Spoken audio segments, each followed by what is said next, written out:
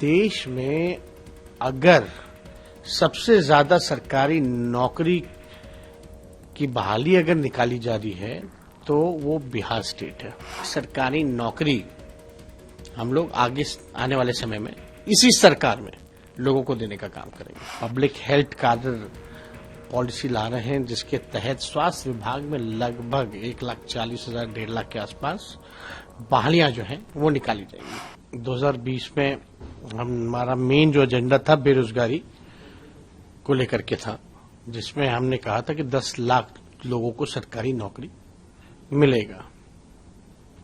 और आप देखिएगा माननीय मुख्यमंत्री जी ने भी इस बात को दोहराया 15 अगस्त को ऐतिहासिक मैदान से, ऐतिहासिक दिन, कि 10 लाख सरकारी नौकरी और उसके अलावा 10 लाख रोजगार की व्यवस्था जो है वो करवाने का काम करेंगे। और हम आपको बताते हैं जब से हम लोगों की नई सरकार बनी है तब से लगातार जो है बहाली निकाली जा रही है। जो भी रिक्त पदे थी उसकी बहाली जो है वो निकाली जा रही है। और देश में अगर सबसे ज्यादा सरकारी नौकरी की बहाली अगर निकाली जा रही है तो वो बिहार स्टेट है।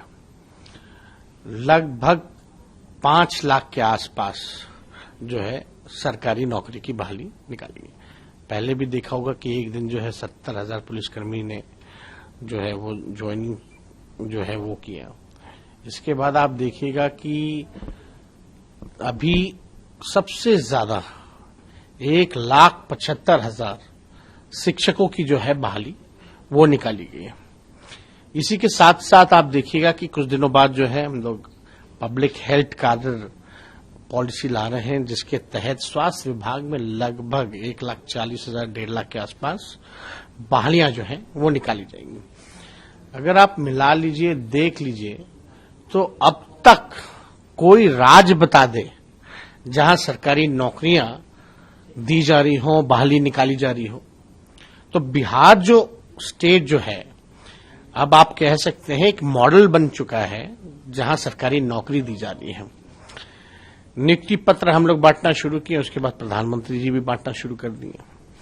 तो अच्छी बात यह है कि कम से कम जिस एजेंडे के बारे में हम बात कर रहे थे आज चर्चा उस पर हो रही है।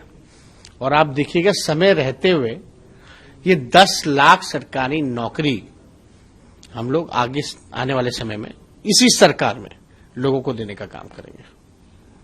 ये एक मॉडल आप बना रहे हैं और ये नजीर भी पेश होगा देश के लिए, नहीं एकदम राज्यों के लिए। आप कहीं का भी डेटा निकाल लीजिए, इतनी बड़ी संख्या में कोई भी राज्य जो है बहाली नहीं निकाला है,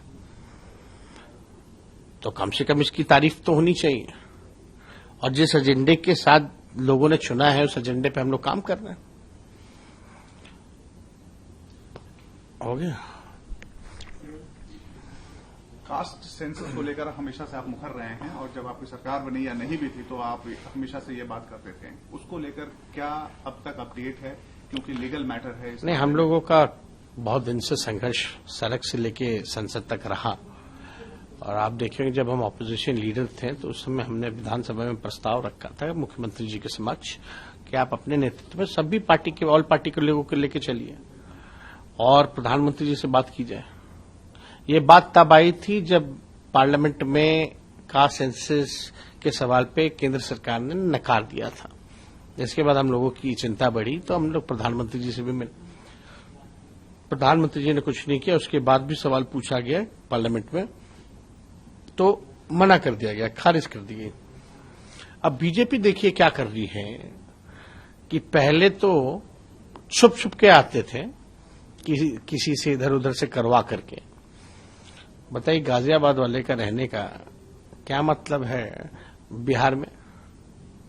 खैर जो भी बात हो, और हम लोग कास्ट सेंसस नहीं करा रहे, कास्ट बेस्ड सर्वे करा रहे हैं, क्योंकि कास्ट सेंसस जो है वो फेडरल जो गवर्नमेंट है, यूनियन गवर्नमेंट का, वो कॉन्स्टिट्यूशन के हिसाब से उनका अधिकार है कराने का। हम लोगों ने ये भी मांग की थी, लेकिन हम लोग जो है कास्ट बेस्ड सर्वे करा रहे हैं। इससे आंकड़े पता चलेंगे, साइंटिफिक फैक्ट आंकड़े जो है वो डेटा जो है वो हम लोगों का कलेक्ट होगा और इसके साथ साथ आर्थिक सर्वे भी कराया जा रहा है।